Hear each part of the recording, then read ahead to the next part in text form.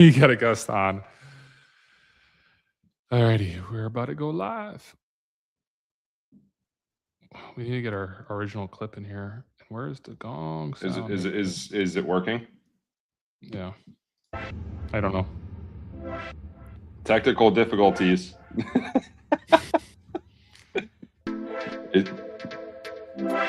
What is this music, bro?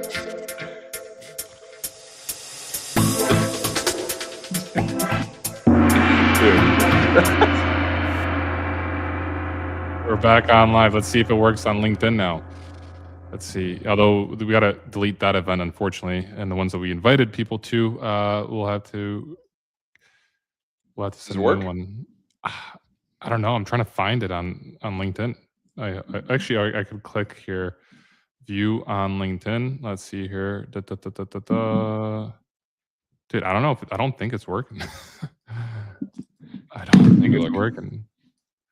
It says we're live, but it just takes me to the homepage. Wow. Look at that. StreamYard. Why isn't it working?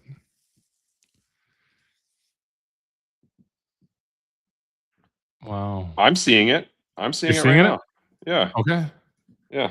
Look. Oh, we're live? Okay. Yeah. Can you, I'm wondering where I could see that, on Freight Caviar. It's right here. I'll send you the link. Alrighty. Send me the link. Let's see here. Good. Functioning? Chat? Oh, wow. Wait. Maybe we were live early because it just says it doesn't work for me either.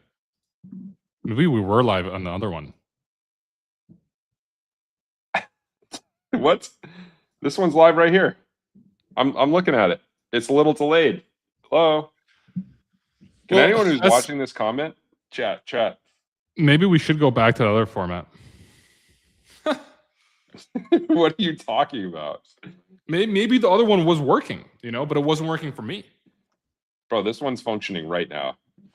Alrighty. Well, let's see here. I just commented in here. See? Yo, alrighty. Well, we're going to have to use this one instead. Our event on LinkedIn won't work, but it's okay. We got to figure this out for next time. We might have been live on LinkedIn. For some reason, it didn't work for me. You could actually check if we were live on LinkedIn on the previous one, right? You could just go on if you want to. Should we try, or is that just too complicated? Hold on. Hold. Technical difficulties. Bro, that is an understatement. I don't. I only see this one. I do not see. Oh wait, no.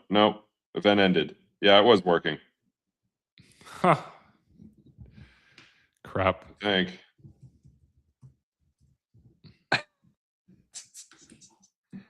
I'm upset now. I mean, we could. Does that mean we can go back to it? No, we can't. It's done. Wow. Amateur hour. All right, let's get into it. Come on. We have to recover. We have to recover from the technical difficulties. Chat. Help. Here. Due to some technical difficulties caused by me. Alrighty.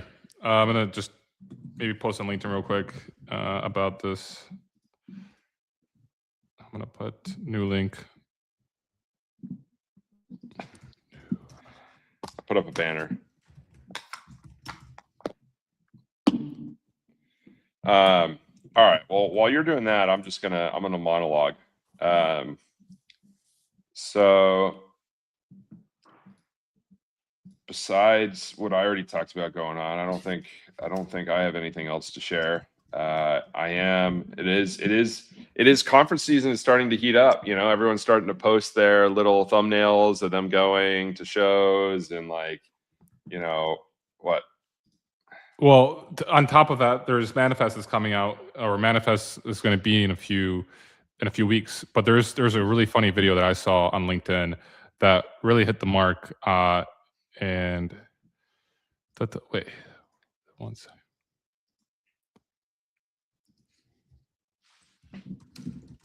Can't hear it. Okay, I'm gonna pull it up. Free steak and drinkies. Yay, so good to be back in Vegas. Yo, work trip to Vegas, baby, let's go. Dude, the booth over there is giving away phone chargers. Bro, I am completely lost. Maybe these slots will help. And some free drinkies. We got team dinner. Free steak and drinkies. Yay, so good to be back in Vegas. Can't wait to go stand in a 20-minute badge line. Oh look, same phone, different case. If you're at the Stingray Aquarium, you're on the wrong side of the street.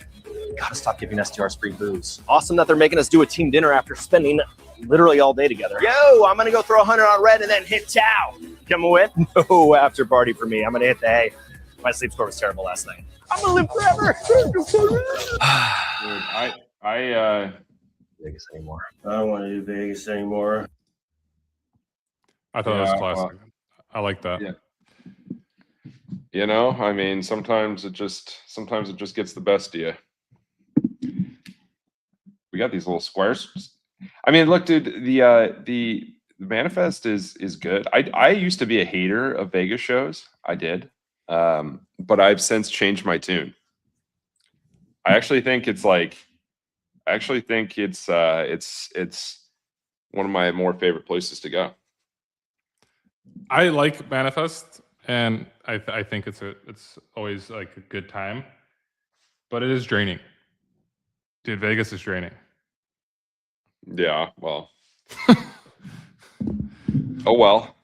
You know? I'm wondering from like Truck Parking Club angle, because you go to a lot of events. Truck Parking Club goes to so many events, and I'm wondering, like, what do you go and seek at like Manifest, or what are you, I guess, like going there for? I mean, for us, it's just all we really care about doing is getting, like, our main priority is getting more properties, and like the types of companies that have properties is like a lot of different types. And so, and each property, like especially in a good metro, a property is very valuable to us. And so if we go to a show and we get, 1, 2, 3, which we typically always do, then it ends up being worth it just from an ROI standpoint. But also it's like, it's good to just be out and get in front of people, because ultimately, like, we're providing something that's going to be used, that is useful to, drivers, to fleets, to brokers, to insert type of company here. There's probably a use case. And so like, it does just behoove us for everyone to kind of know who we are. And if you want everyone to know who you are, you basically have to show up everywhere for years and years and years and years. And you got to obviously, meet people and make the connections, and just kind of, even if nothing comes of it right away, it's just one of those things. You see somebody enough, things start to happen. So, yeah, I mean, I think that's the reason why we go to so many shows, is because, I mean, we would have stopped doing it a long time ago if it wasn't worth it for us. You know what I mean? Yeah. Like, Definitely. Yeah. So yeah, that's what makes it fun too, because you just never know. It's hard to plan because you just never know who you're going to meet, and you end up meeting people, and something ends up coming from it, or they make an introduction. It's just like, it always ends up working out somehow. So, something I realized when I was visiting you all last month, at least the headquarters in Ringgold, Georgia, and this might sound dumb, but I don't think I'm the only one that thinks this way. Like, Truck Parking Club is a tech company. And I think maybe because of the name, it's kind of misleading a little bit, because like you associate like tech companies with having like some, short, like kind of like names and some AI or IO ending domains. And then you have Truck Parking Club. And it's like, you guys are a tech company, and it's kind of, I don't know. I don't know if many people like, well, I mean, I don't think we work very hard to try to make people think that we are, you know what I mean? Like, and I think that was on purpose. Like, sure, it's, I guess, at our core, we definitely are. And there's a lot of, obviously we built all of our technology to make this whole system work. But drivers, especially being our primary audience, like they don't care about tech stuff. You know what I mean? Like, if we were trying to impress a bunch of developers, like we would be doing things a little differently. But if we're just trying to get in front of truck drivers, then we gotta it just doesn't matter. You know what I mean? That's why you never hear us talk about like tech stuff, really beyond new products we release. Like, but we don't ever talk about really the tech behind it. It's just like nobody cares. Yeah, I mean, at the same time, I feel like truck drivers are kind of turned off by like tech companies, aren't they? Yeah. So in a way, it would be like it would hurt. Well, it makes sense. It makes sense because from especially from a driver standpoint, like tech historically is just meant kind of restrictions on them. You know, like ELDs, restrictive, in-cab cameras, restrictive, speed limiters, restrictive, tracking, restrictive. These are all tech things, right? And so if I were a driver, I wouldn't blame myself for being somewhat of a tech pessimist. You know what I mean? Like it just makes sense. If that's been the overwhelming experience with it is to kind of surveil you, then perhaps it makes sense why some of them don't like it. And every time I'm with drivers, I talk to them. I try to take their temperature on just like all that stuff. And typically it's not terribly positive, which kind of is what it is. It's like, you know, what are you going to do about ELDs? I guess besides buy a 1978 cab over and run paper locks. You got to get a CDL read. I think that's part of the marketing strategy for Q2. Q1. Get a CDL and pick up a load with that truck, and then you could run without an ELD until you get caught, right? Mm-hmm. Well, alrighty. We have 2 minutes until we have Garrett Allen from searchcarriers.com join us. And then we have Katie Date joining us after Garrett, who she is the senior vice president at Hive, who also runs the Manifest Freight Conference. That starts or that will be happening in a few weeks. And then finally, we have Kevin Coomes, who's the chief revenue officer at Chain, joining us today. So we have a stacked lineup. And this is something new that we're doing is it's a 2-hour show now instead of being a 1-hour show. We started doing that last week, and we will continue doing that moving forward. Every Friday, 8 a.m. to 10 a.m. Central, Reed and I will be hitting the gong. We got to get a real gong, though. That's Reed. You got to get a gong ASAP. Right? I know, dude. I really kind of do. I got to get a gong too. It is one of those things where gongs are expensive, man. You got to get a good gong. You got to invest in it. It's like it ain't cheap. But it's just you got to pull the trigger. You got to put your money where your mouth is always. Yeah. What's up, Garrett? What's up, guys? Happy Friday. Garrett. Happy Friday. We had some technical difficulties in the morning, although it turned out there were no difficulties. It just Paul hallucinated it.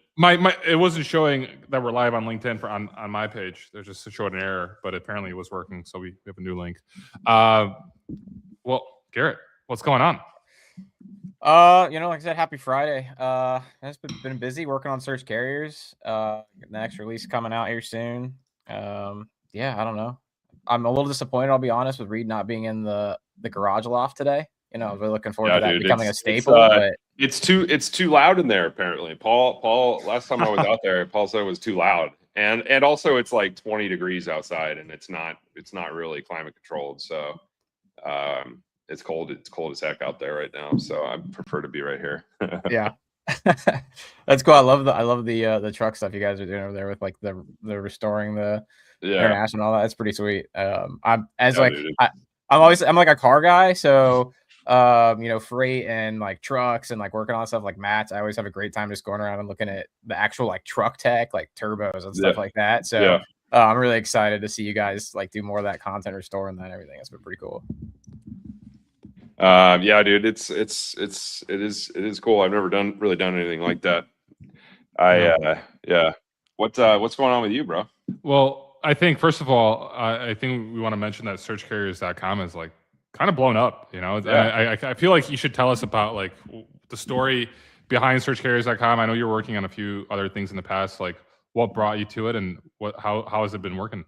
Yeah. So, the growth's been awesome. Kind of going back, what started Search Carriers is I was building the Load Partner TMS. It's like an open source TMS I spent a lot of time last year building out. And came to the same thing that many people have of, okay, we got to integrate with FMCSA, start pulling this data in, and spent some time doing that and built the system out for a load partner TMS and realized like, hey, you know what? I could probably put a front end on this and like give it to the world to just kind of help people have like a better way to look at this data and explain it. So put something together, kind of like launched it. I think this was in March or April last year, something like that.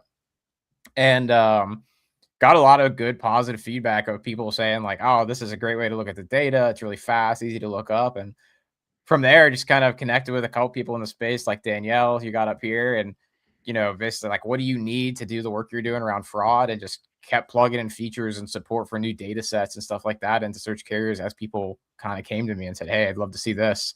And, you know, over the last, you know, not even quite a year, it's really taken off. So yeah, and it's cool because everyone's been using it for their online investigations, right? So yeah, all of the screenshots of carrier data is you guys. Yeah. So like one of the big things with search carriers is all the data is indexed across, I think it's almost 30 data sets now. That's indexed across, you know, all the way down to equipment level details of like the make, model, year, and like the features of a truck to, you know, like the people that actually own the company, where they've been inspected, different authorities they've had. Just anything and everything that I can basically get my hands on. It's all indexed and it's all searchable. So as we're doing this investigation work, it's really easy to go in and like look up somebody's name. Like you could just say like, I saw somebody, I know this guy owns company A. You could go search them and immediately like in under a second get results for here's 5 companies that have that guy listed as like the owner of the company. And so it's been really how much of a pain in the ass is it for you on the back end to make sense of? I mean, once you figured out how to associate everything, it's like pretty dialed in, or is it just like a constant like hassle to be shoving data and like normalizing it and all that stuff? Yeah, it's pretty much constant. It's funny because you know, I get a lot of this data is public, and you know, we'll just build our own version, and it's probably almost once a month I get that, and then like a couple weeks later, It's every time they come dude. back and they go, you know what, this is not worth it. horrible. I'm Yeah, not doing it's this. not Like, worth we're just it. gonna, yeah, it's you know, there's 2 parts. It's obviously I spend all this time building these like pipelines out for all these different data sets, obviously all the ones from like the FMCSA, et cetera. And even between there, like if you're looking at, you know, like just a company, I want to know like what's the company name, what's their address, stuff like that. There's 3 different data sets for that alone that can sometimes conflict. They're updated at different intervals. You have to know what's the latest version that like you want to use. And then the formats are different. So you've got, you know, different ID fields that are actually not the same across the data sets. And you've got to just like remedy all this. So even once you get all that done, you know, you've got people that come in and ask for, you know, through this investigative work, hey, can you connect like these 2 things? It's like, it's not quite there. Let me go do some work and like make the pipeline do that for you. Or even worse, we have things where the FMCSA and like DOT will actually make changes to those data sets. And it's never announced ahead of time. It's like you find out because I wake up in the morning and the alert comes in and it goes, hey, data set A is like got a new field, or it's missing a field, or it didn't download overnight, or, you know, things like that. And it's like, you got to go scramble to tweak it, re-upload it, make sure it's all good to go for the people that day. And there's no heads up on that ever. So it's a constant battle. And is this what you're spending the vast majority of your time on now? Yeah. So search carriers is definitely, you know, primary thing I work on day to day. So, you know, over the last year, I've launched a bunch of features with obviously just the search and being able to pull up company data and visualize it. But also added some tools where we've got like the inspection tool now. So you can go in and look up like all this different inspection details. So if you're looking for, you know, ELP information, things like that, that's in there. We've also got the equipment breakdowns. There's equipment pages. You get ELP information. How do you get that's English language proficiency. So like what kind of data do you get? Yeah. So how do you get it? So there's a couple different inspection data sets. This is a really good one where it's really inconsistent. And so basically we go in and there's basically every single night, any new inspections, any changes to inspections are downloaded into the system and then standardized. This can be, we have all the violation information from inspections. It actually shows up faster than it'll show up on SMS or like the CSA website, usually by a couple days. It'll be in search carriers first, but we'll pull all that in. And yeah, so it'll actually, the data is a mess. So sometimes the officer, like the data set will just say like the full dump of the violation. So it'll be like part number, sequence number. It's all one string, no differentiators. So we break it all apart. and then group it all by like the type of violation it is. And then you can actually go in and with our inspection tool, you can literally go in and say like, give me every ELP violation in the last, 30 days. And you'll see, here's all the violations. Here's the companies. You could even see the shipper that they were shipping for when they got pulled over for that violation. So there's actually shipper connections through it. Get out of here. Where can we get that? Sorry. Yeah. So if you go, I can share my screen. I can show it to you. Hold on. Okay. If I can do that. Yeah, you could. Dude, I just want to say it's dope. I mean, Garrett, when we met what, like 3 years ago almost? Yeah. It's been a minute now. Yeah, and we met on Twitter, and you hadn't even started. You were still working at that point. You hadn't really even done anything. Right. Yeah, I was working at Transfix at the time. And so you've been, I guess, give everyone your background, because I know you've been in freight for a long time. Yeah. So, I've been in freight for a little over 10 years. So early in my career, started at a brokerage out of Cincinnati, Ohio, called Integrity Express. I was like a really early hire at the time, like 50th employee, something like that. And basically was coming out of college. They were a small brokerage scaling pretty fast, and pitched them on building them a new TMS to run their business on and scale with. And long story short, ended up spending like 8 years there, building out their engineering team, built the TMS that they run on to this day. Left when they broke it into the top 25 brokerages, over 500 people strong. So my early career was really taking, small brokerage, scaling with it, especially like the tech side of the world, obviously, for a brokerage, and seeing kind of what goes along with that. And so after that, I wanted to do more specifically like tech stuff. I wanted to get into a tech company. So then I went and worked at Transfix for a couple of years as an engineering manager across their, back when they had their brokerage, it was really that side. So like their shipper operations, their payments engineering team, and then their integration, so EDI, stuff like that. So I spent a couple of years there. That's when I met Reed towards the end of that. And then I went and started my own company, and started building, tech for freight. My whole career's been there. So it was kind of a no-brainer to stay in the space. And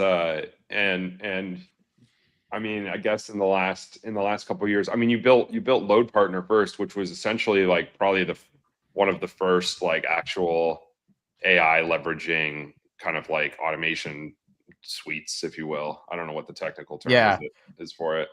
So the first thing I did when I left Transfix was, I built Load Partner. It was basically a communications platform we really focused on like night dispatch. Like that was what I was familiar with. So that's where I wanted to go first with it. So we built this whole system. We were really early on the AI communications. We were not first like AI voice or anything. We were really more like text communication, email, stuff like that. But what we were especially early on is we actually built out AI agents. A lot of the stuff they're talking about, agentic workflows and tooling and all that. We had that launched in like, I think April of 2024. It's like 2 years ago. And where it basically was like almost like a mini TMS. And you had AI in there that would say like, know your check call cadences, and would send a text and ask for an update. And then like, if the driver didn't respond, it would record that there's like an outstanding request waiting and like follow up on that automatically and things like that. So spent a lot of time doing that early on. And then, And what ended up causing the pivot from that to search carriers? I mean, I have my what makes sense to me why you would make that change, but I'm just curious from you. Yeah. So, I mean, like really the pivot away from that was, a lot of people, the space got super crowded. There's a lot of VC money that flowed in. And to me, my dream is not to go raise $1 million and go like have some huge company. Like I put on my bio, it was like Freight Tech Renegade, right? Like I like to build, be close to users, build agile, not have a huge team behind me. And it felt like the only way to compete was to like go raise money. That was such a race to the bottom that we were losing business at Load Partner early on, because we would talk to somebody, they would go, your tech is great, this is the best demo we've seen so far, but your competitor is going to give it to us for free. And as a small bootstrap company, it was like, you just cannot compete with that. Like we have to make money, I have to pay the bills. And so we were like, we got to go do something else, because this is just a race to the bottom and we don't really want to go raise $1 million. And so we went and started working on Load Partner TMS, because a lot of people had asked us to expand that Load Partner concept into like a full-blown TMS. And the reality is just, I'm so proud of building the open source TMS for brokerages that's out there, but it doesn't, the sales cycle there is so long that it's just, I don't have the capacity to make those sales. It's not like a one man band doing that is just like a total pain. Like you're not constructed to be able to play that game. Like it just almost requires more people and some capital. It's so difficult and time consuming. So pivoting into search carriers, like to me, like where I feel like I thrive is honestly almost like B2C. Like I like selling to individuals. I don't like selling to business that much. Just because I like to build. I like for somebody to say, "Hey, it would be cool if this thing existed," and then like 48 hours, send them a link and be like, "It does now." Like that moment to me is just like I live for that. Yeah, and you can do that so fast now. I mean, it's interesting. I feel like in other domains, like if you're on Twitter and you just are a participant or an observer of just like the tech world on Twitter, there's so many people who kind of operate like that, right? Like it's one dude or one person, and they like they're able to move really, really fast, and they've built some niche product and they update it all the time. If there's an issue with it and you're using it, you can message them. And like that sort of thing, which has never really been possible to the same extent it is now, is very possible. And you see it kind of blowing up in other domains. But freight, seeing it in this industry, I think is really cool. But you are kind of running into that issue of, the B2B sales cycle, right? Like that brick wall, makes it a little difficult, but I think you found a good little niche, right? Like it's that dealing with that data set, which everyone has to do, is a total pain. And anyone who's ever downloaded that CSV and like tried to make sense of like the whole thing, or like tried to bring in, like I remember really early on trying to use that API that the DOT has, and it's just like it's broken half the time. Like it doesn't give you all the data. You have to get the data somewhere else, and it's a total pain in the ass. Yeah, and like I said, like it's so common. People will be like, "Oh, it's easy to just build it," but once you get in there, you see like the nightmare that it is. It's horrible. My wife can attest to how many times I've been like screaming at the computer because I'll find like, why is this import not matching up? And it's like, oh, because the government decided in this data set it's going to have an extra 0, or in this data set the report number is actually the report number plus the state added to it, and like just all this goofy stuff. But yeah, so it's been really fun building search carriers and building for people that are using it day to day, and like being able to do that. And honestly, I think like the B2B side of it kind of comes more naturally, building like B2C and selling to individuals and making it so that like these people that use it they're like, I love this tool. Like I enjoy logging in and using search carriers because it makes my life easy to like do what I'm trying to do. When you go to businesses, it's so much easier to sell into them because it's like, look at all these people that are using it, that have good things to say, versus trying to do the whole, from scratch sales pitch. That's here's why you should do it because of all this value. It's like, no, just go talk to one of these like 30 people and they'll tell you why they love it. So it's been a lot better. So I definitely think, this is how I like to build. And I've kind of like figured it out, which has been really awesome. Yeah, that's awesome. It's also a really good domain.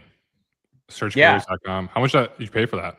Like $10 or whatever the default is. Shout out to El Dorado, Adam, we talked about when I first started building this. I was going to do, I think it was search by MC or something like that was the domain I had.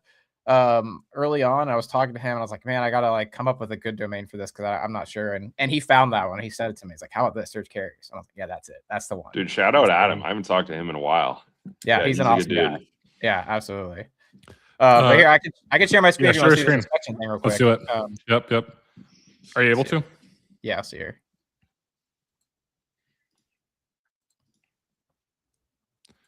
Okay, there we go. So this is like the inspections database. So this is a tool for pro users. You can basically come in here. You got all these search filters, down to even VIN level if you want to see all the inspection information. So I already have all the ELP related ones selected for violations and a date for just like since December 1st. So you can actually scroll down and you can see these are all the different violations. So you can even see the shipper in a lot of these cases. So like, here's USPS. Yeah, that's interesting because I mean they're getting a lot of heat, right, for the non-dom. Well, I guess this is not non-domicile. This is ELP, which is probably goes like it's probably like there's a correlation, I think, right? To ELP and non-domiciled. The non-domicile is interesting because there are a couple of violation codes for non-domicile, but from what I understand, just from talking to people that kind of are closer to this. They're not enforced very consistently. So that was like, you know, if you saw with like the ELP stuff, that was an issue with, for example, like California wasn't really actually issuing any kind of like out of service for ELP for the longest time. The non-domicile was another one that I've heard is not really enforced very consistently with the actual violation codes. So the non-domicile thing is really more of an afterthought of like in retro, when something happens, we can go, oh, they had a non-domicile CDL. And so it's harder to just go like who has non-domicile. And are you interpreting this all yourself? Have you had any communication with like anyone at the government who manages these? I've reached out to them a couple times. I've actually never gotten a response from anybody over there. So this is all completely on my own. You know, there's a couple people that are trying to get me meetings with various people over there. You know what's interesting? You know what's interesting? The reason I bring that up and what has me thinking was I don't know if you noticed, but you know Joe Gebbia, one of the founders of Airbnb.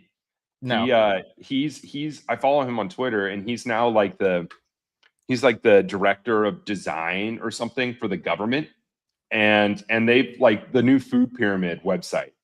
Like they made like a legit, like it's like a very well thought out, well designed site. Like it does not look like a government website. Yeah. And there's a couple other examples, like you know the guy from shoot, I can't remember his name. He founded that company Gumroad. I know who you're talking about. Yeah. He apparently, I think he's like been working for the government, like helping them redo a bunch of sites. And so I was just thinking, is like, you know, obviously the you know, maybe there's domains on the freight side where that sort of thing like needs to exist. Although maybe you would think otherwise, because you're benefiting from their chaos in a sense. Yeah, I mean, honestly, I would love to talk to them. I think that the thing is, like, when you talk about like going and helping, I said this last night on Danielle's X Space, which is, you know, a lot of the stuff that I'm doing with search carriers, like things that are coming soon is like more of an AI deep research to put together like Secretary of State filings and actually go onto the web and find news articles about companies, and more of this like higher level investigative kind of work. That's not stuff the government necessarily needs to do. What I'd love to do, and where I'd love to help, is actually the data sets and the APIs they have available for some of this, for this, you know, basically have it so like I don't care that much about search carriers standardizing this data. Like the government can have that. I think everybody should be able to easily go in and hit one endpoint, pull inspection data, filter it. Like that should be just like a bare minimum offering from the government. And I would be more than happy to come in and say, like, this is how I'm doing it, and this is how you can centralize it. You should shoot that guy. You should shoot Joe Gebbia a DM on Twitter. Garrett, I will. Can you scroll down and go to, I think there's like a shipper called Super Wheels or a carrier. Oh, I'm curious. They have 10 violations. It was from Oklahoma. It was up. It's up top a little bit. Let's see here. Okay. Yeah. So Wonder Trucking. Yeah. So like, okay, they have what, 10 total violations, and what is the time period of these violations? So this is one inspection. So they had 10. Yes. Oh wow. Okay. So they had one inspection with 10 violations, 4 out of service. Port of entry. So this is a cross-border shipment from Mexico, right? Or no? Love port entry location. Or is that I honestly don't know. No, it's a zip code. That's a Oklahoma. Yeah, this is in Oklahoma. Okay, sorry. I thought for some reason I just saw Love port entry. I thought of. But yeah, they can have some of these can be crazy, and they can get, you know, ticketed for violations for the same thing more than once. So some of these inspections are pretty eye-opening, to say the least, of like how bad these things are. So this is an ELP. They didn't have a CDL, so they couldn't speak English. They didn't have a CDL. The truck had all kinds of issues going on. Brakes were inoperative or missing the parking brake. I mean, right? And you see these shippers, and it's like, this information's all out there. I mean, you can come onto here and you can look this up straight up through inspections on search carriers. Yeah, that's cool. I mean, I feel like every broker would probably want to have access to this, right? Yeah, I mean, especially at this current moment, you know, that we live in with all the fraud.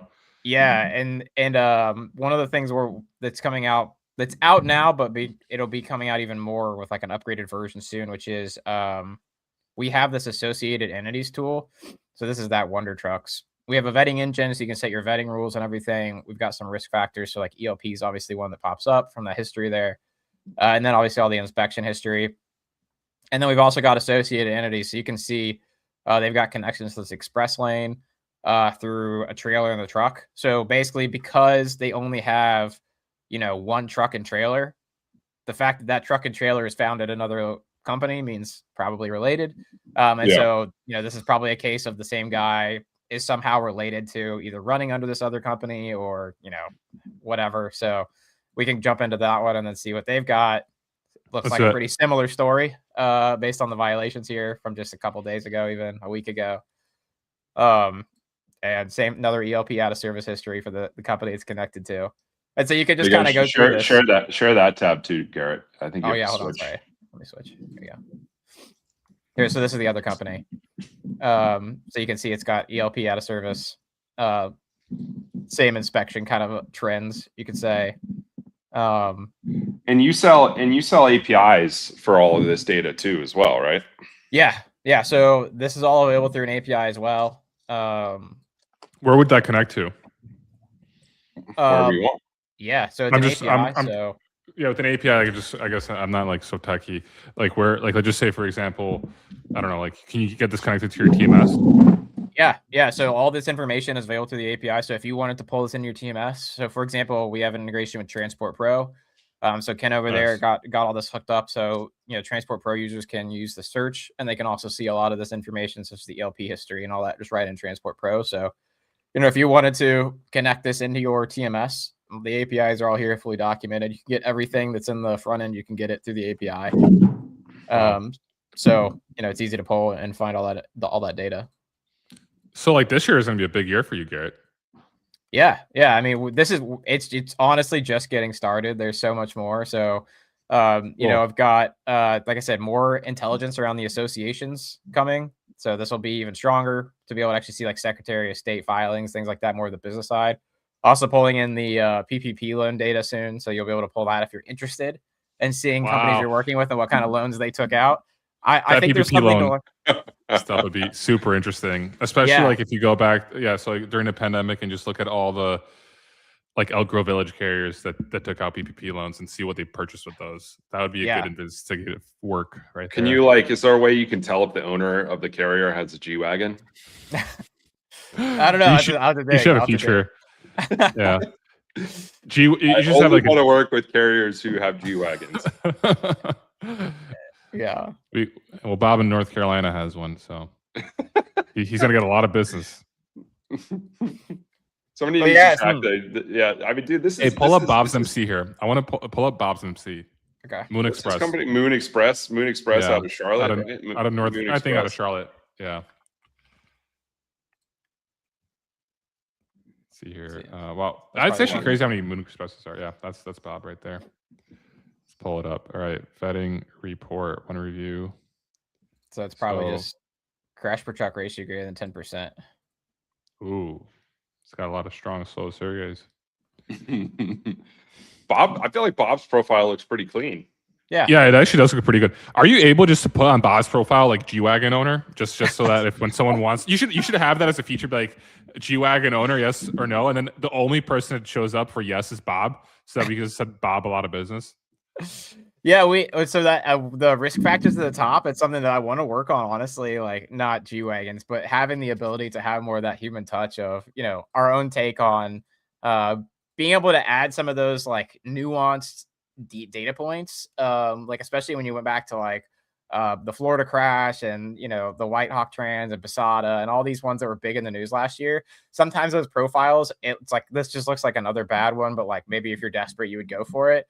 We want to have the ability to actually like add in tags across the top of like, hey, this is the company that was in the news recently. You might have saw from like that Florida crash. So when you pull these profiles up, you'll see like that, basically anything you would want to see or know about a company when you pull it up. I want that to like be in this page.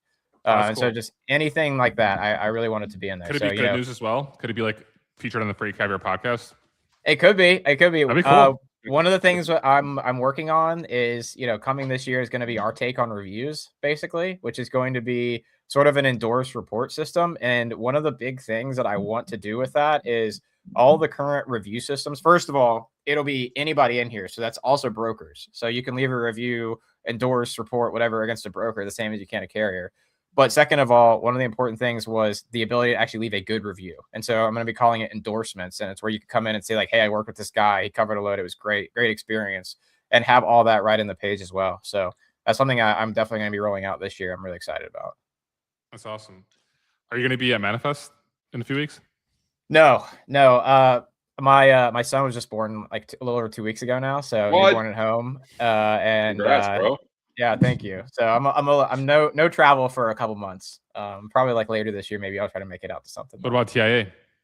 Probably not. Probably maybe like the one later this year, but not like the Capital Ideas one. And what is that in April? April, yeah. It's in Phoenix in April. Probably too soon. But sure. Later this year, like I said, I'll probably be back in the conference swing a little bit. Yeah, no, this is. I think this is gonna be big. I mean, you're doing a great job. I know Danielle's been promoting it a lot too on X. So that's been cool to see.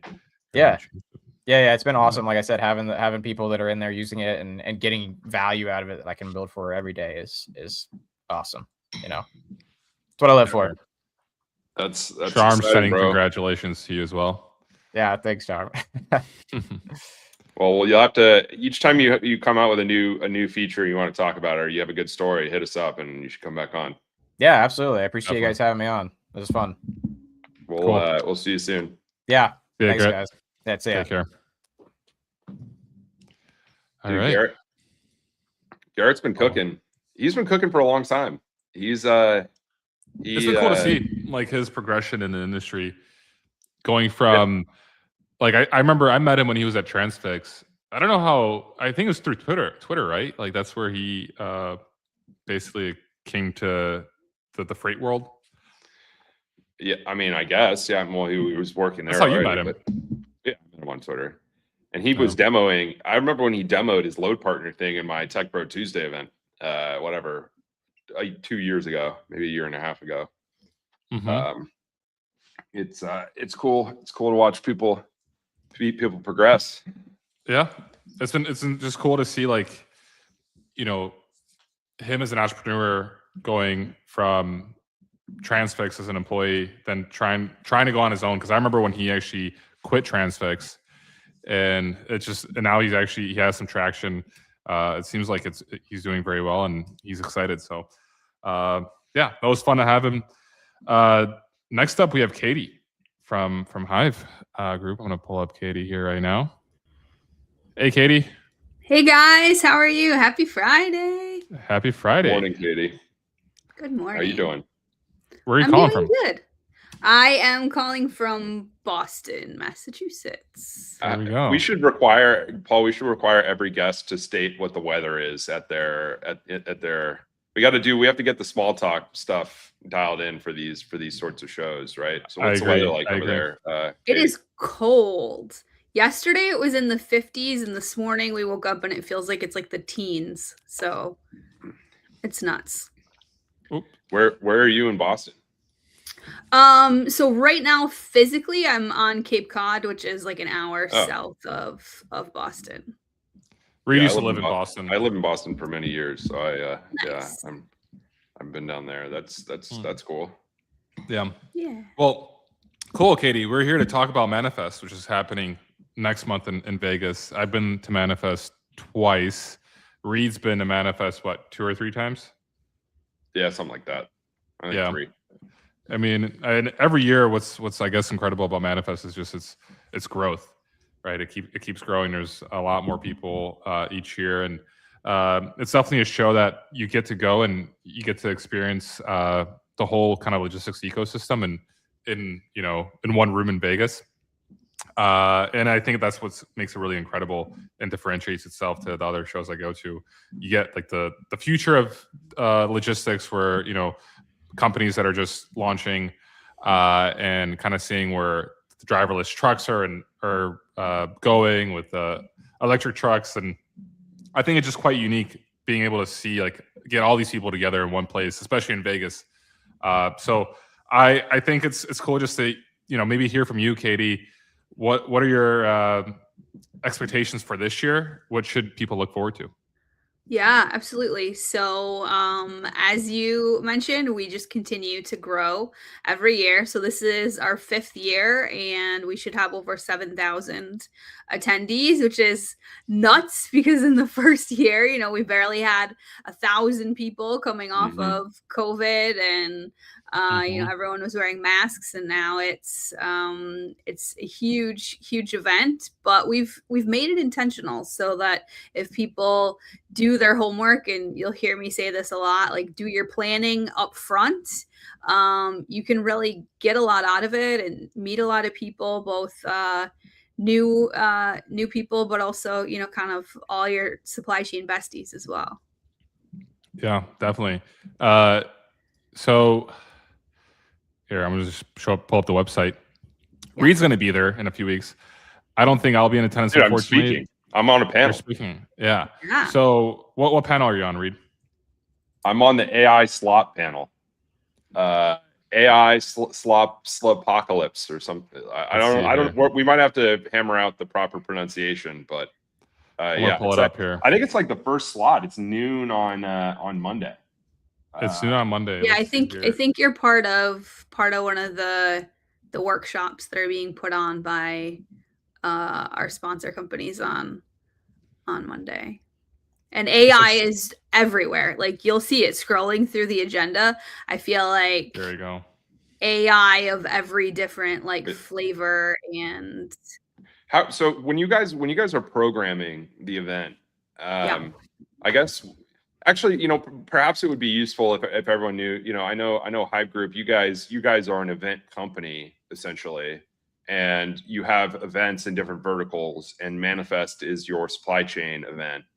And so you all are professional events people, and so you do this probably better than really anybody, because that's what you do. So I guess walk us through like how it works, the programming. Like obviously we're talking a lot about AI. I can assume why, but just talk us through that. Yeah, absolutely. So, for those of you that don't know, Manifest was up until June 1st totally a startup. So we were just acquired by Hive. I was part of the startup group that we really kind of were the scrappy team, and have brought this to where it's at. And we were privileged to be acquired in June by Hive Group, like you said, and they are this global conglomerate behind Shop Talk and Grocery Shop and Possible and Health and like all these huge events. But what I can say is I'm really proud that despite that, we've maintained kind of the startup, scrappy, working together feel of Manifest. We're all supply chain people and feel really accountable, I guess, to the industry to make sure that the agenda that we're putting out reflects the industry. So if you ask a lot of us what we do, we'll first probably say, we are supply chain people, and then, oh yeah, we just, run this big event. To that point, we're not people who like set out the agenda way in advance. We always say that we're looking for good speakers to bring together for good conversations. And as maybe you experience with the planning of your panel, we're taking into account what's going on in the world, the current events. This isn't a title that was, put together 6 months ago. Like we're really trying to be fluid, and Pam and Tanzel, who plan all the content, they really take into consideration what industry professionals want to hear. Mm-hmm. I'm wondering, Katie, what has changed from last year in like maybe or along the topics? I know that there has been like obviously that many changes, but like what kind of changes should people expect, or what should maybe be different compared to last year? Yeah, absolutely. So we're definitely bigger, more expo hall floor, more content. We've added a cold chain pavilion. So one thing that we've always done is collect feedback, and we actually sit down and read the feedback and take it into consideration. And so people were saying, "Hey, you don't have enough cold chain content," and so like in true Vegas fashion, we took it to the the extreme, and we've created a whole pavilion around supply chain, so or around cold chain, excuse me. And so there's content, there's service providers, you'll hear from startups in the cold chain space, you'll hear from established Fortune 500 shippers who are addressing these cold chain challenges and talking about the solutions that that they're using. And one thing that I've learned through launching this pavilion this year is cold chain is everywhere. Like my primary role is I'm talking to the shippers, and I never like truly like conceptualized cold chain touches so many different companies, and companies that I never realized did cold chain have kind of their, if not their whole foot, just a couple toes in the water. So people are really excited about it. I have an important question. Is there going to be therapy dogs? The puppy park is coming back for the 5th year. It's the most sought after area of the whole expo floor. My colleague Dan has fought hard to have a competing cat park, but we haven't we haven't been able to bring that one to fruition yet. I think there's a lot of people that are allergic to cats, but yes, the puppies will be coming back. All right, Brett. Yeah. Press release. Puppies back at Manifest. Puppies back, and there will be cocktails and mocktails. So don't bring those in to the puppy park. Manifest has done an incredible job marketing itself over the last few years. I think the puppies. Obviously, people always love posting the puppies, but aside from that, I think whenever I go on LinkedIn, I see like a few posts just about Manifest itself, and I think that's been kind of the reason why it's blown up, because this is the 5th year, because there was a pandemic, right? Or did it launch right after the pandemic or right before the pandemic? Yeah, right after the pandemic. So 22 was the first year, then 23. I joined the team after the 23 show. Wow, this is the 5th year. It started in 2022, and this is the 5th year. That's kind of crazy to think about. Isn't that crazy? Yeah, right. Yeah. And at the first year in 22, that was like just when conferences were beginning again, because no one was attending anything in 21. Yeah. And like almost couldn't. People had to wear masks. They had to prove, tests. It was crazy. Yeah. How many people attended the first year? It was less than 1,000. I don't know the exact 9 something. Yeah. Okay. And then I attended in 23 and 24, and I saw the big leap between 23 and 24. And then last year I couldn't attend due to some family issues, but I know that it moved to a different location, right? Yeah. So we went from being at Caesars Forum to now we're at the Venetian, which is, if you've never been inside the Venetian, awesome.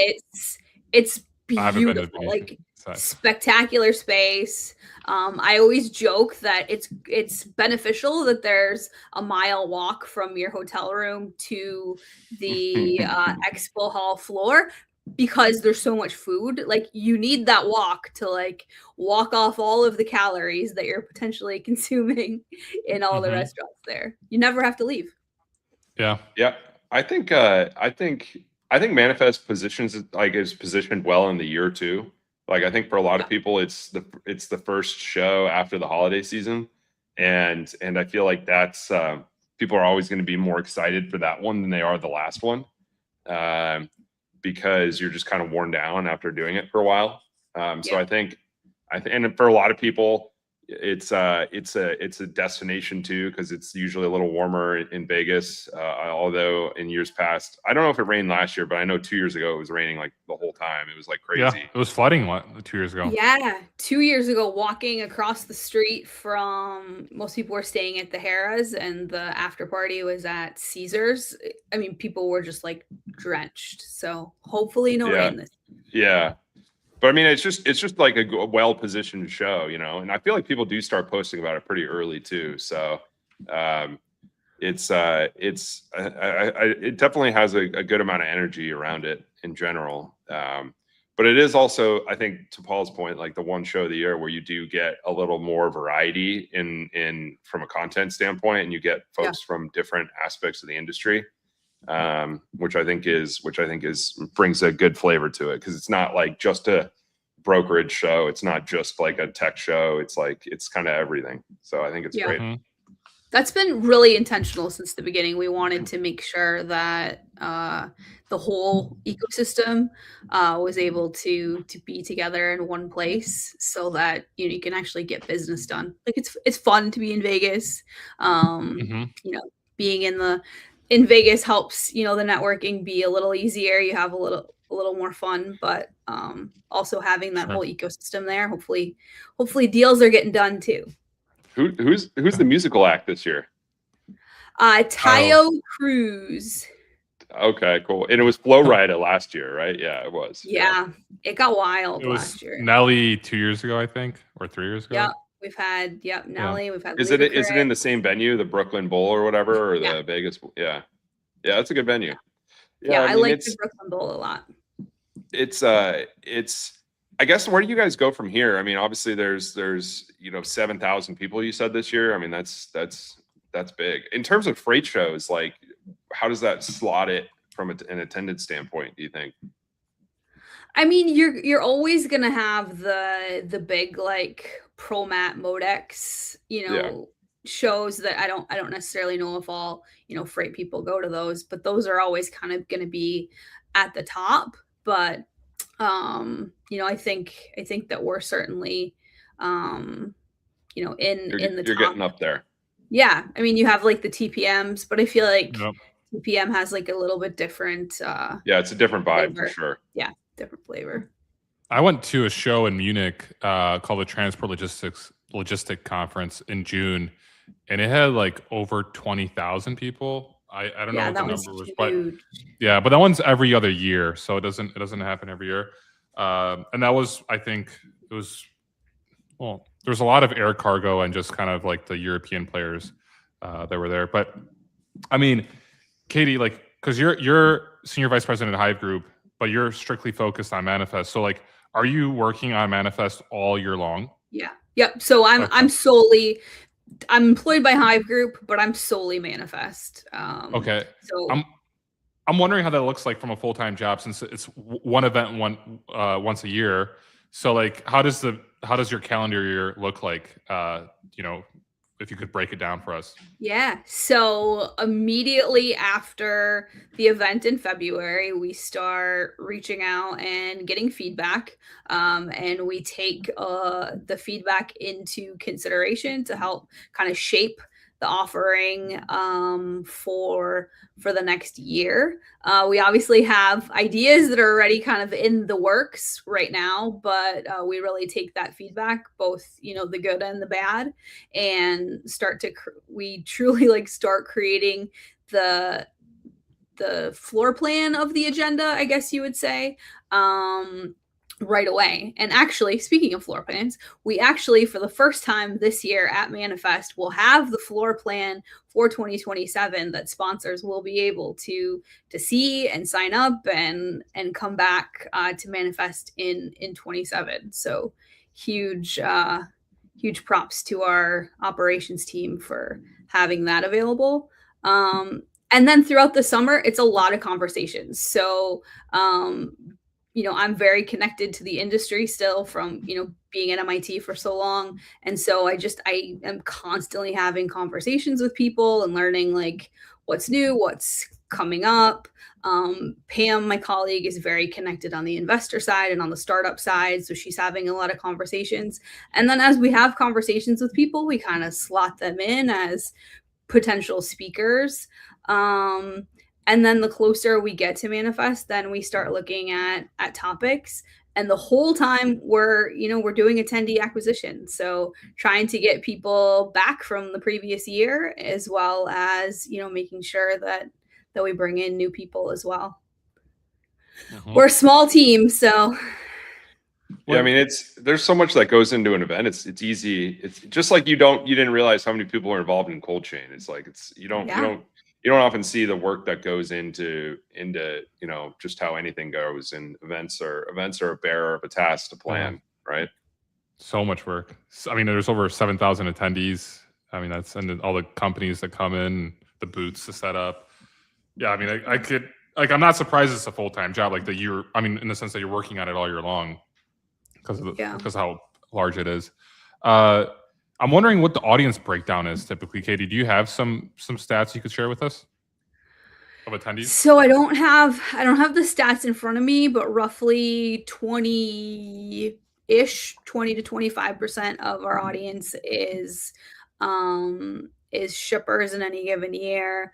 And then we have, the investor and startup community that makes up probably another 20-ish% of that. And then we have the 3PLs, logistics service providers, software companies.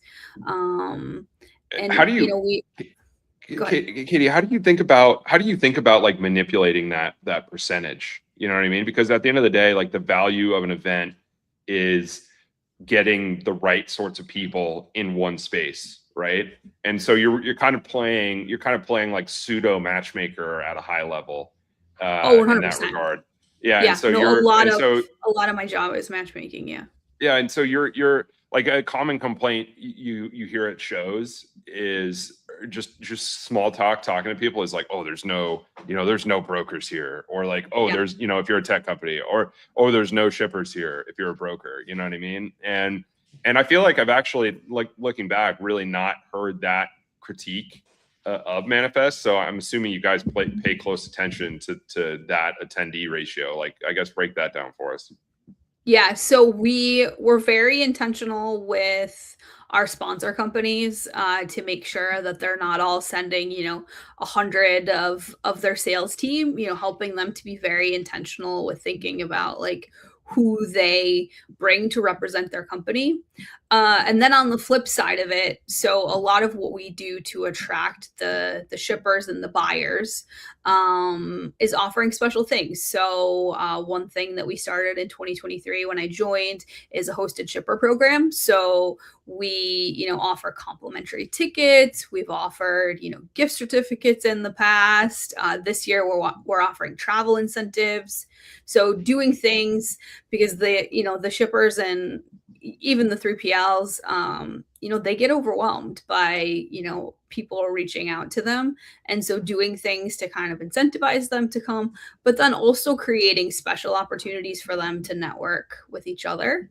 So things like roundtables that we've started doing. We have the hosted shipper lounge where they can go and meet with each other next year. So in talking about things that will be new for next year, we're launching one-to-one meetings. So we'll augmenting on our meetings, one-to-one meeting zone that's been super, super popular. We'll start doing like planned meetings as well. So people will have more opportunities to be very intentional with their network and with their meetings. Very cool. I'm pulling up some of the companies that are listed on Manifest. I mean, and it's a very, very big list if you keep scrolling here. Yeah. I mean, we work really hard to get a wide cross section of companies. That's incredible. Wow. How many companies are on this right here? I mean, I feel like there's like 7,000 companies here. Probably not 7,000, but there's definitely a couple thousand companies on that. Yeah, on that list. Yeah, very cool. Let's see here what else there is on the website. We also do have a special link, so if anyone just listening, if you go to Manifest, it's actually spelled out. So the website is manife.st. And then it's so hard to say out // Freight Caviar, and you could go and you could save $200 off the current registration price. So just a quick. And prices are going up next week, so if you're still on the fence, use that discount now, before you attend. One other misnomer that going back to the companies that people have is that it's only big companies. But if you look through that list, we've really been intentional with, you have, all of the big players, but there's a lot of like, mid-sized and smaller companies as well, which I think is, a testament both to our sponsors, who are, really looking at all sizes of companies. And so they've helped us to be able to attract and incentivize some of the smaller companies to come as well. Because not everyone has a solution that, is, just for a huge, Walmart, Target, Pepsi, Airbus is going to be there. Nice. Yeah, it's cool. I'm excited. I'm looking forward to it. I can't believe it's only 2 weeks away or whatever. Is it 2 it's weeks more or than 3 that, weeks? isn't it? Three Yes. weeks, maybe. Okay, excuse me. Sorry. Heart attacks. Don't give me a heart attack yet. Wait, it's going to be February what, 9th? Or Yeah, It's- 9th it's- to the 11th. One. Right 9th after on. the Super Bowl. So when do you arrive in Vegas? Sunday. You arrive Sunday, which is our what operations day? team, arrives. So I arrive on the 8th. Oh, okay, you're on the 8th. Okay, so you're Yeah, just our operations team arrives ahead of us, and they're Sure. amazing in getting everything set up. And how long will you be there for? When do you go home? Thursday. Yeah. Thursday. You have to stay for the after party. So anyone in the audience that hasn't booked their flight yet, you need to make sure to stay for the after party. It's becoming Ree's been trying. legendary in the supply chain community. Ree's been trying to get me to go. I live in Poland, so it's quite. Oh wow. There's some travel involved. Paul, I honestly think it's BS that Paul isn't going. Well, we're sending someone from the team to be there. I could pull up.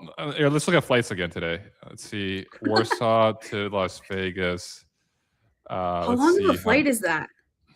Well, there's a connecting flight, and it really. There's no depends direct on- flights from Warsaw to Vegas. No, Ugh. unfortunately not. Unfortunately not. Okay. Well, it would be cheaper to return on Wednesday. This is This this is is not USD. currency as well. Yeah. this is Polish currency, but I mean, okay, I'm just gonna put Thursday since Katie said you got to be at the after party. You need to put Monday. You need to put Sunday. You need to get there Sunday. Sunday. Well, okay, let's see here. It's $1,000, and it would take me 23 hours to get there. Switch it to Sunday. Switch it to Sunday. All right, let's see what we have here. Well, it'd be cheaper if I left on the 7th, which is Saturday.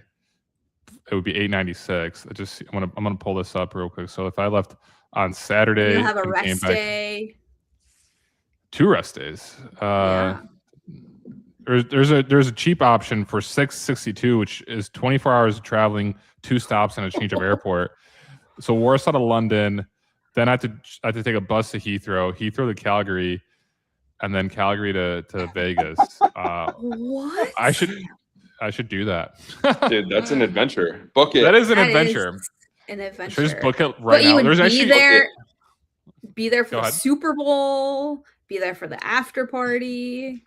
So there's another option where I could fly, and I could have a layover in London. It's 20 hours, but I don't know if I'd want that. If it was in Calgary, I'd probably do it.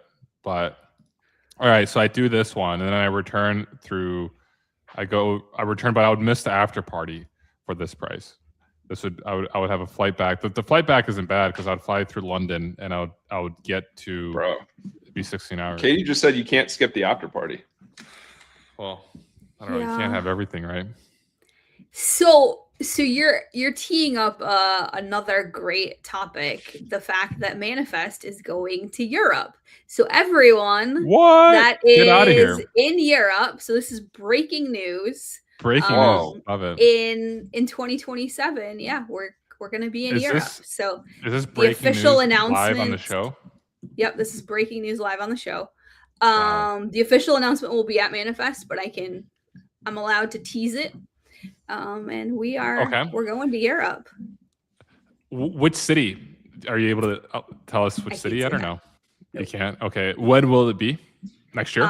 It'll be fall of 27. Fall 27. Nice. Well, Reed, you're gonna have to be here for that because I'll definitely be here. So when I that'll went be to a the much logistics, easier flight for you. yeah. Well, when I took when I went to the Logistic Transport Conference in Munich in June, I took an RV from Poland to Munich. So it was quite cool. It was a last minute decision too. I had a flight booked. I canceled the flight and we booked an RV, and we ended up we did 5 countries in 5 days: Poland, Czech Republic, Germany, Austria, Slovakia. That's cool. So where do you park the RV when you get there? Is there like actually this is a great parking question. at the convention center? Okay. So they actually had RV parking at the convention center. Yeah, he was dialed in. Well, I was just joking. They literally, I was surprised. I was shocked because we rented the RV before figuring out that there's parking at the convention center. I just Googled it, and literally right there, it was part of the convention center. And so you could actually plug in your RV. You could get water if you wanted to. You had everything. And there were other people that arrived at the conference in an RV because there was over 20,000 people there. There's got to be a good RV park near the Venetian, dude. I'm sure there's a great one. Yeah. I mean, Vegas, yeah, for sure. Well, who was that guy who has his talk show? I think Kevin Rutherford. He would drive with his RV to conferences, wouldn't he? I mean, I don't know if he went to. I don't know if he's been to Vegas, but he's definitely done that. Yeah. I think he did. I know he went to TIA in an RV, but I think that there should be some kind of, I don't know, marketing RV accommodations. Maybe RV Manifest. meetup. Yeah. Manifest helps you like rent an RV and then like travel to the show, or you could at least. Yeah, I'm sure Katie wants to add that to her list of tasks. Securing RV parking. Forget helping you get a room at the Venetian. Let me help you find a spot to park your RV. Yeah. Well, I mean, that would be fun. We've got 2 minutes left. What are your closing thoughts? What's your final message to everyone listening about Manifest? So I'm going to say it again. For those of you that are already registered and coming, please do your research, do your homework, do your prep before you come. I've heard from far too many people that, I get to Manifest, it's overwhelming, I don't know what to do. Like, please just, even if it's on the plane on the way there, take a little time to prepare. If you haven't signed up, what are you waiting for? And make sure you come to the after party. Because, and what Paul, happens in Vegas stays in Vegas. Paul needs to come as well. I need to come. I got to book that flight through London and Calgary, switch airports in London. Yeah. And if you want to know where in Europe Manifest is going, I guess you're just going to have to come there. That's enticing me. Thanks, Katie. Thanks for coming on. Thanks for having me on. We'll see you soon. All right. Take care. Bye. Bye. Yeah, dude, you got to go. You got to book you got to just book a ticket. You got to just come. Well, all right. I gotta figure that out. Yeah, figure it out. We'll talk. But I gotta jet. Sounds good. All right, Reed. See ya. See ya. Yo, what up, Kevin? What is up, guys? Yo, unfortunately, Reed has to jump off right now, so just us two. Oh no. Yeah. Reed's got some stuff to take care of. No, he was bummed out. He called me yesterday. He's like, I just he has to take care of some stuff. But Kevin, good morning. Good morning, man. How you been? Morning. It's been a minute. Good. Yeah, it's been a while. Yeah. Good. I got this new studio light here, so the lighting's a little bit more professional. I got the microphone. I got the camera. I love it. I got to get like a plasma TV behind my camera so I could actually like make eye contact. At least so it seems like I'm making eye contact with you. Because I'm just looking at my looking. Yeah, it's more natural. Yeah, but we're building on it. The CNN setup. Yeah, each week we're actually getting more and more professional. Because last week I didn't have the studio light. 2 weeks ago I didn't have the camera or the mic. So it's just each week we're building it. I'll have something here in the back. I should have some kind of wall with like logos in the back. Put a chain sticker on there. Actually, interesting enough, I have my old laptop here, and I have the old chain logo right here. With the Love it. I have the new chain logo somewhere around here. Yeah, there we go. I really like it. Yeah, there we go. So what? I think we discussed this last year, but I'm curious, and if you could tell the audience. So like, it was originally chain with an E. Yeah. I'm assuming that's because the domain was cheaper, or what's up with that? Why was it chain with an E? Honestly, it's not even that exciting. Annalise, so you've met Annalise, right? One of our Yes. co-founders. Yeah. So Annalise really just got sick of people calling it Cheney. And that's really the Cheney, story. got it. That's the entire And so she went out and bought. Well, now it's trychain.com. Trychain.com is the website. Yep. Okay. Yep. That's a good domain. But yeah, I mean, I think chain.com, God knows how much that website costs. And it's some other, I don't know, blockchain company or something like that. I don't know. For sure. But yeah, literally, it's that boring. It's just, she just got sick of people misspelling it and calling it the wrong name, which I guess really is important, right? Like, it's a lesson in branding, I guess. Like, if people can't pronounce the name of your company, then, it's hard to brand your company. Yeah. So, no, definitely. I'm gonna pull up the website. New hats though, because we do have the new ones with the new. And actually, we changed the logo, so like we actually did our brand colors in it now. So it's like because our brand colors are gold and it's actually aubergine, which is aubergine. Okay. But yeah, so we actually adjusted it to add our colors to it. But very cool. I love the colors. The colors are great. It reminds me of my. I went to like a private school for a few years, and we had maroon and gold, and it reminds me a little bit of maroon and gold is a good. It's a good color scheme. It is. It's not blue like every other freight tag company that's out there. Yeah, like a lot of blue. The blue is the common color. I feel like. Yeah. No, I agree. So that's cool. I mean, and there's a few things that I want to talk to you, Kevin, about. But first of all, like. I mean, I've known you for like maybe 4 years now. You were 4 years. Yeah. I mean, I think we met right before I got to green screens. Maybe somebody had Oh yeah, because Phil and the guys from Everest, because they were our customer at Revenova. Also, yeah. I think that might have been when we got introduced originally before I left to go to green screens. But then, yeah, when you were kicking off Freight Caviar, that was like the very beginning. Yeah. And then we interviewed you a few times. This isn't your first Freight Kong Friday. I think this is your third, maybe fourth present. You're my. I don't know. Yeah, you're one of our more frequent guests, which is cool. I always enjoy talking to you, Kevin, and it's cool to see your career here, like unfold. Because like green screens, blew up. They got acquired by Triumph, and now you're at Chain. You're the chief revenue officer, and you just Soap Creek announced its investment. This week, which is Soap Creek is run by Kevin Nolan. It's his I guess family investment office. And interesting enough, Reed and I were at Soap Creek's new HQ in Georgia last month. Nice. Kevin was showing us around, and it's a cool office. And I know that they're quite picky when it comes to their investments. So a backing from Soap Creek is quite big news, and that was announced this week. So congrats on that. Yeah, appreciate it. Yeah, it's a situation. So it's Chain is kind of a crazy story. You know the whole backstory with Chain with Annalise and Param. We need to get them. I actually will. I think what I know is that both of them were doctors, right? Medical doctors. Param was a chemical engineer. Okay. And Annalise was in medical school at the time. Medical school. Got it. Okay. Yeah. And so, and the reason I bring this up in relation to Soap Creek is that they've basically bootstrapped the company to this point. They really haven't raised any outside funds up to this point. And that's, I think, kind of back to their story. Like, so they're married, right? So Param and Annalise, who built Chain, who developed the product, are married. When they first met, though, and this is probably like 9 or 10 years ago, Param was actually getting out of his chemical engineering job, bored with the day-to-day. 10, 11 years ago, trucking was on fire, right? Which is crazy thinking back now. And his family was all in trucking. So Param actually left his job and went and opened a trucking company. So he actually, by the time he got finished, he had like 15 trucks.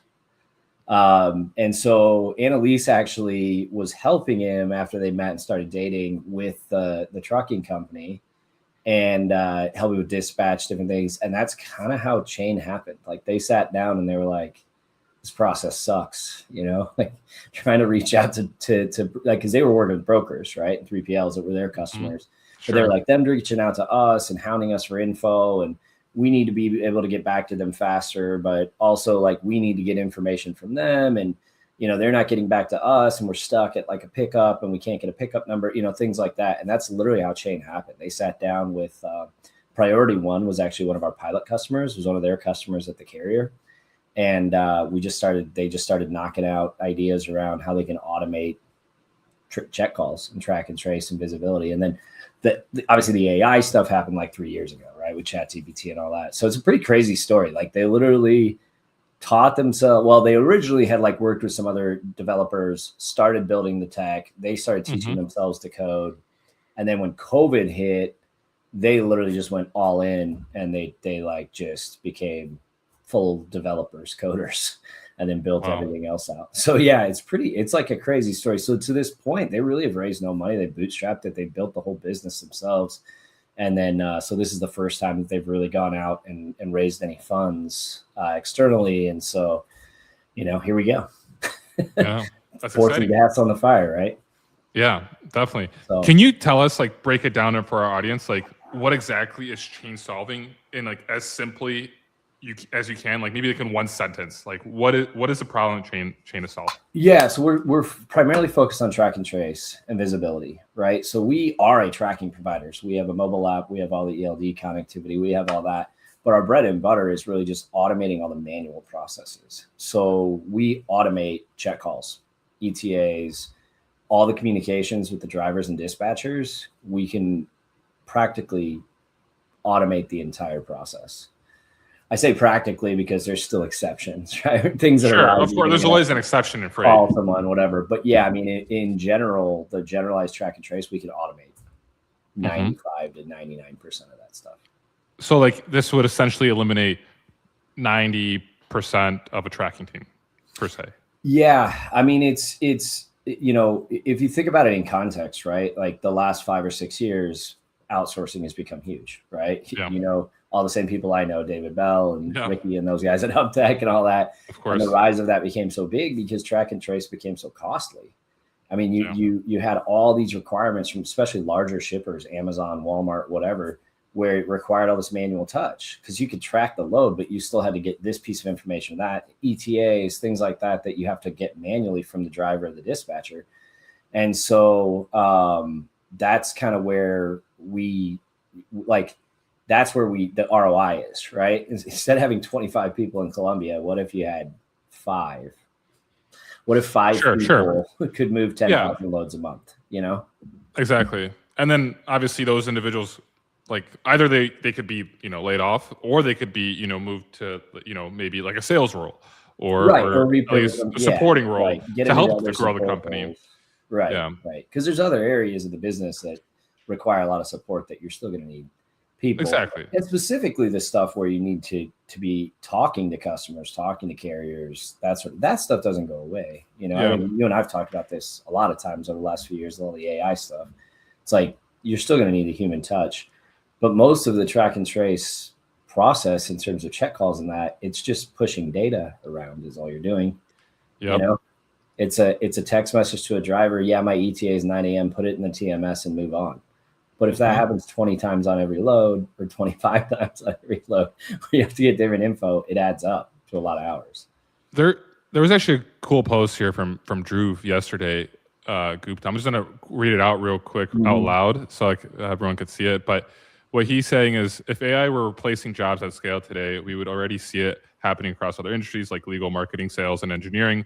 We are not seeing that yet. Even the companies building the most advanced AI systems continue to hire thousands of people. What we are seeing is higher output per person, less manual work, and lower cognitive load. That's not job elimination. That's leverage. AI excels at handling repetitive tasks and background work. Judgment, trust, and accountability still require people, especially in freight where relationships and responsibility matter. Anyone promising massive personal ROI from automation alone is overstating what technology can deliver today. But that is not diminished opportunity. The real opportunity is using AI to make people more effective, to free teams to focus on higher value work, and to build better, more resilient operations. And I like that. I don't know, like, what are your thoughts? Oh, no, Jaruf hit it on the head. And I love Jaruf, first of all. Love that guy. Yeah. Hanging out with him at a lot of conferences and stuff. Saw him a lot in the call. Yeah, I mean, that's exactly it. Especially, I think if you think about it in our industry specifically, like there's there's just a lot of repetitive background tasks that you can't, it's really hard to solve with technology. It's really hard to automate, right? Without having some kind of an AI or something that has, that can think on its feet, right? You can do all kinds of these process automations, but the process changes so fast, right? There's so much nuance. So if you just think about track and trace, from the beginning, before you even pick up the load, all the way through to like post delivery and documents, there's how many touch points in that process where it's like, we need to find out that they're empty and heading to the pickup. They're at the pickup. They're getting loaded. They're loaded and leaving, right? Like that we're continuing to track throughout the load. That tracking doesn't stop. There's just all these little things that the process can change, break down, whatever. And so, but they're not complicated. They're not super complicated. It's just more about monitoring to make sure that everything's going smoothly. That's where AI is really good. That's where technology is really, really good. One, people just aren't very good at it. You know, you or I can't sit there and monitor 1,000 things at once. We have to go line by line to every load and make sure everything's going on. Computers don't have to worry about that. They can just monitor all 1,000 at the same time simultaneously. So it's not about replacing the complexity of people, right? And like Daruv mentions, like fully automating a workspace and getting rid of people. It's really about like, a lot of times these track and trace people, specifically keeping the topic with chain, they have 5 other jobs too. Like they're also helping on the customer side and quoting or something, right? Or customer communication. Sure. They're also helping maybe with carrier related stuff, you know, and like so there's, they have a lot of other things they have to do. And if you can save them 3 hours a day to not have to do the repetitive manual tasks, they're just that much more powerful. And the other piece of that, to like Daruv's point, is like it's efficiency at scale. Yeah.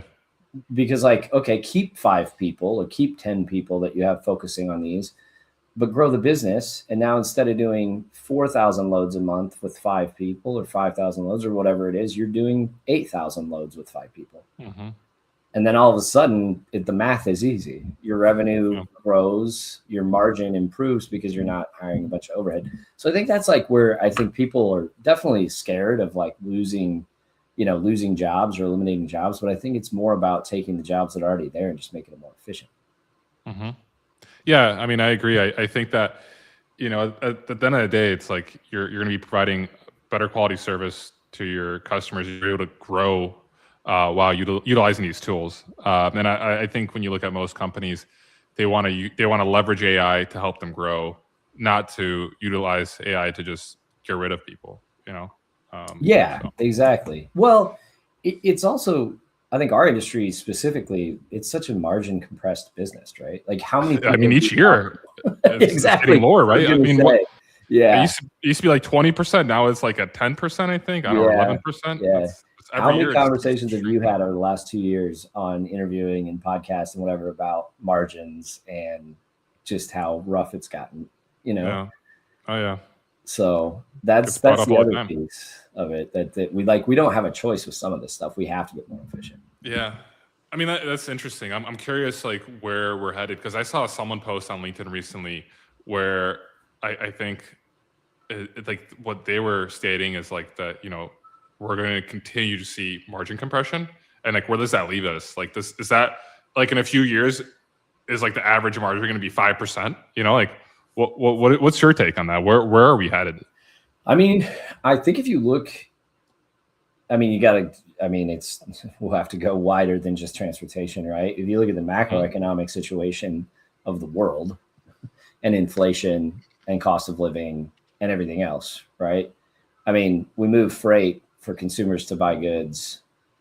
Those consumers are also the people that work in the freight industry that have to pay rent or pay for their houses or pay for their families, right? So it's kind of like it's a domino effect. I mean, like as things get more expensive, as inflation goes up, trucking has to either get more expensive, which then makes goods more expensive, right, to keep the money in there, or they compress margins. And that's what's kind of happened to us. Like I think that in the situation of the macroeconomics, it's the trucking has become the whipping boy in that situation. It's like, well, we can't, Walmart or Amazon or whatever. And I'm not like villainizing the shippers at all. I get it. It's just part of the process. But like, they're like, we can't make the goods more expensive. So you need to make the shipping cheaper, right? We need to deliver them cheaper, or they're finding other areas to cut costs so that they can keep the goods prices down. And so I think in that scheme, like, yeah, I mean, if we don't get more efficient in our industry, yeah, margins are just going to keep going down, because they're going to keep trying to press down that part of they see, shippers see shipping as a necessary evil. They're not making any money off of it, right? It's just a line item. It's a cost that just costs them more and cuts into their margin. And so I think that's where, like, will we get down to that level? No, I don't think so, because I think with technology and everything we're doing now, I think we're shifting. We're going to have to shift that focus, right? To be more efficient, to claw back margin, reduce operating expenditures so that we don't get to 5% margins. And that's why I think, like, the AI stuff, I know everybody's sick of hearing it, and it's like there's so much noise, but like, I think that's where the AI piece and the automation stuff is like really exciting, because there's not a lot of other ways that you can deploy a piece of technology and get that kind of ROI that quickly, where you're clawing back those margin points. So I think more than any other or many other industries, I think it's those types of things are extremely crucial in our industry right now because of that situation. So yeah, I mean, to your point, I mean, I don't see inflation. It's slowed down, but it's still going to grow, and the cost of living has still gotten out of control in so many areas that I think that, like, we're going to continue to see those compressions on stuff if we don't make it more efficient. So, sure. Yeah. I mean, it's interesting to see what's going to happen moving forward. I think a lot of no one really knows, right? Everyone has their own predictions, and there's been a lot of market predictions that haven't really turned out recently, and it's just tough to say. But historically speaking, margin compressions have just been continuously going down. Yeah, it's just been it's been inevitable for us, I feel like, over the last several years. But for sure. Yeah. So I'm gonna pull up something fun now, because I saw. Let's switch. That was kind of gloomy and gloomy there. Yeah, kind of gloomy. I mean, at the end of the day, life's good. We're alive. It's magical. Yeah. I'm not gonna. Exactly. No. We have jobs. Exactly. We have jobs. We have a life. So here, what I am gonna pull up though is you got some pretty cool sneakers. Oh yes.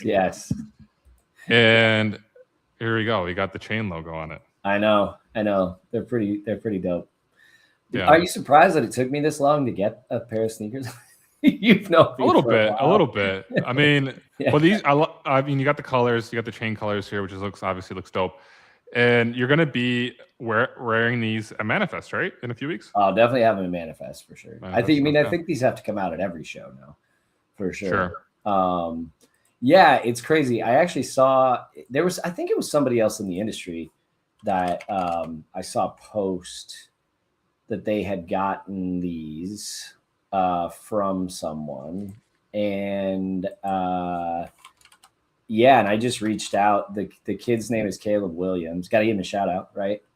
And I say kid, like, I don't mean that like diminutively, but he's young. I think he's like still in school, like still in college or just out of college. But I'd seen him post, somebody else had posted something that he made for them. And I think it was someone in the industry, and someone sent them to me. Actually, I think maybe Param did. Param, our co-founder, did. And it was like, oh my God, you have to get these. So yeah, I reached out to him, and he did an incredible job. Like they're really cool. The design was pretty awesome. So it's good marketing. Yeah, for sure. I also, if I'm not mistaken, are you going to be BGSA? I will. Okay. Are you going to be at any of these? I saw you looking up flights earlier. Well, Reed really wants me to go to Manifest, and we were looking up flights. So here, I'm going to just pull up this. So you're going to be a BGSA with Annalise, which is cool. We'll be there next week. It's crazy that it's already next week. I mean, I've heard a lot of I've heard a lot of things about BGSA. Like like a lot of people commenting that it's like probably one of the better conferences. It's invite only, so it's a little bit different. Of a show.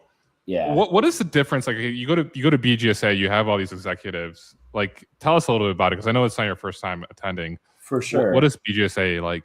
Yeah, it's what is this? Probably my 4th time there, I think, something like that.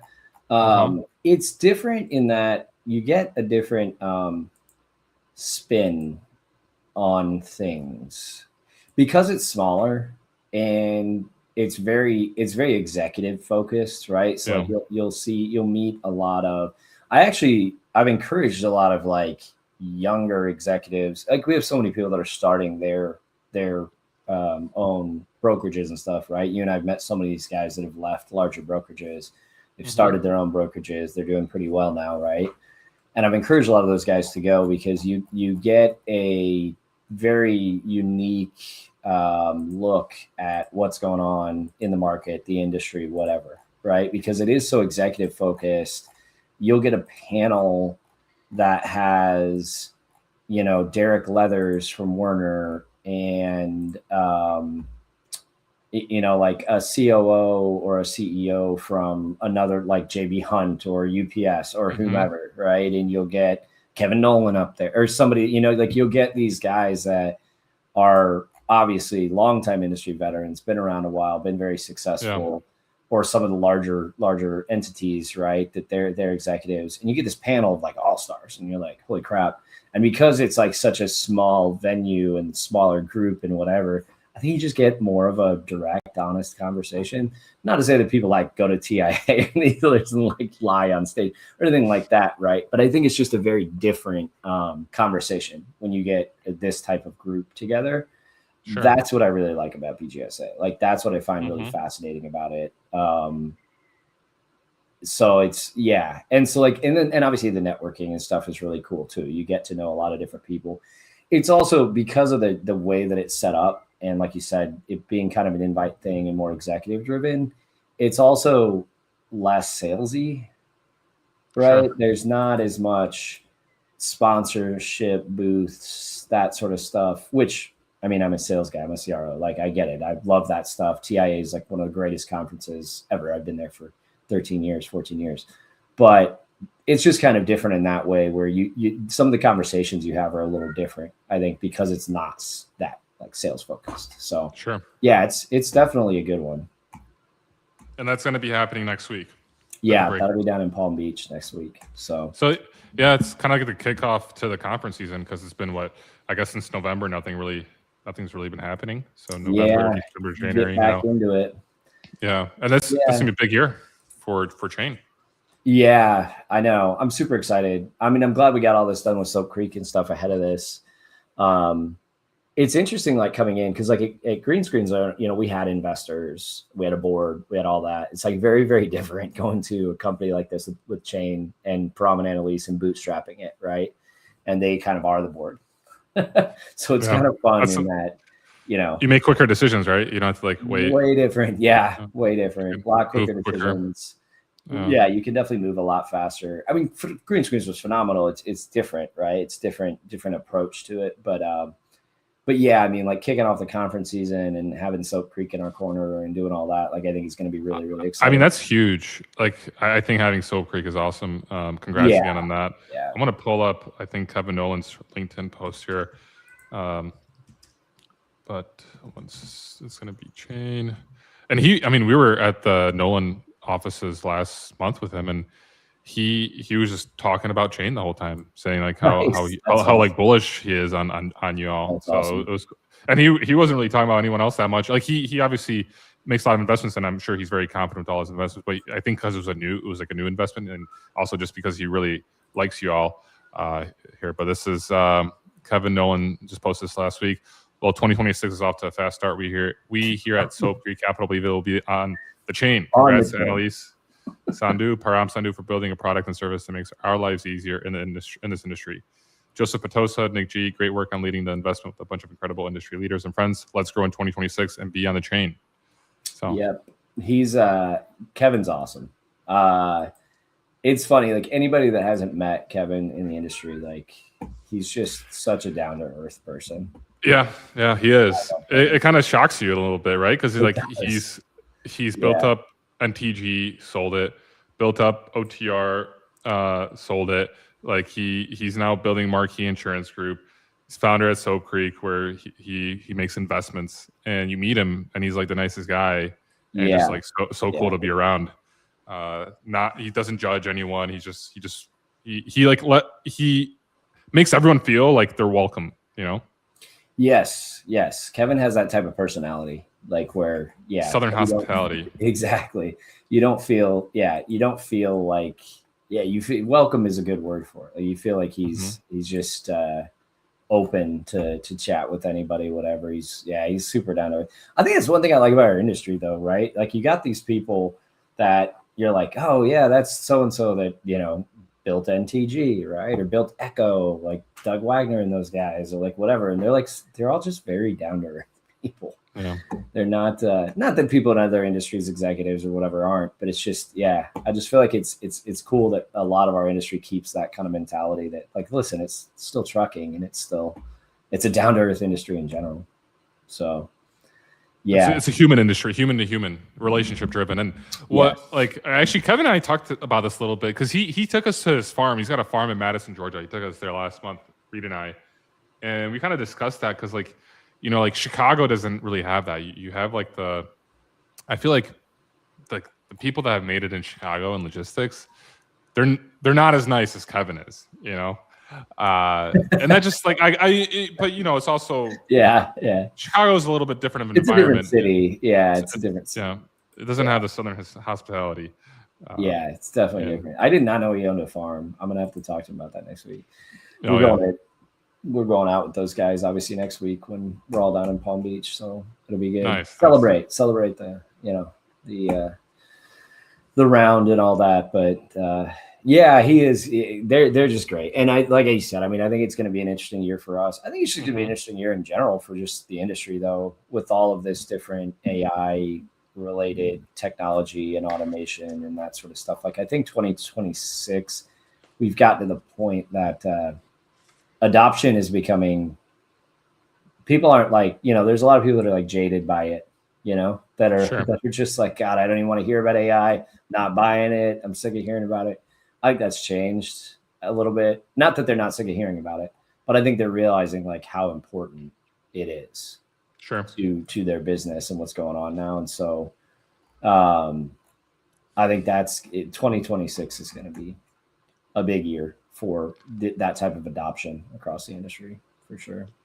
Kevin, we have 2 minutes left here till we end, and I want to close it off with the rapid fire questions. You up for let's do it. 5 questions, 1 sentence max, so no long explanations. All right, first one. Move fast with some mess or slower with everyone truly aligned? Ooh, that's tough. Can I hedge? I think when you're small, you have to move fast with some mess to get ahead of things and to get out to market. I think as you grow, slowing down and ensuring cohesiveness becomes more and more important. Okay, I like that. What actually matters more when freight operations break? Process or flexibility? Ooh, another good one. I think flexibility. When the process breaks, I think you have to be able to be flexible to address issues. We talked about exceptions, things like that. It always happens. It's inevitable. So you have to be flexible to handle that. What creates real lasting change inside freight teams? Tooling or training? I'm going to hedge again. I think you have to have tooling in today's world for technology and things to make them better. You need chain. You need chain. But I think if you don't manage the change management and the training, then you're screwed. So maybe training's more important because you can buy anything, but if it's not deployed, it's not going to work. Yeah, definitely. What do most freight companies think they're good at but aren't? What's the biggest operator blind spot? Honestly, sales. I think our industry has I think we need to drill into what is successful sales in our industry now. And maybe that's just because there's so many different methodologies to it. But it's like I talked to a lot of brokerages and they all have different ideas of how they sell and what they're going to sell and whatever. I think that's something that could be tightened up in a lot of freight companies. Definitely. That's a good answer. I think you're spot on. Okay, last one, final question for today. One thing freight companies should stop doing before buying new software immediately. Stop buying hype. Companies we've traditionally bought so much on hype. And I think the new way of buying tech is you really need to understand the technology, not just the technology that you're buying, but what that technology is. You need to know how to ask the right questions, get the right answers, prove that the technology that you're being sold actually exists and is real and can deliver the things that you're being sold. I think paying attention to not buying hype is the one thing we need to stop doing. Got to stop buying hype. Kevin, I think you crushed the rapid fire close. Thanks so much for joining us. Have fun at BGSA next week. Good, safe travels and all the traveling, because I know you're going to be traveling a lot now with conferences. Man. And I'm sure we'll see each other either at TIA or maybe I'll make a surprise appearance at Manifest. I think you need to figure it out, man. Get on that plane. I got to figure it out. That's right. All right. Cool. Thanks, Kevin. Appreciate it, man. Take care. Yeah. All right.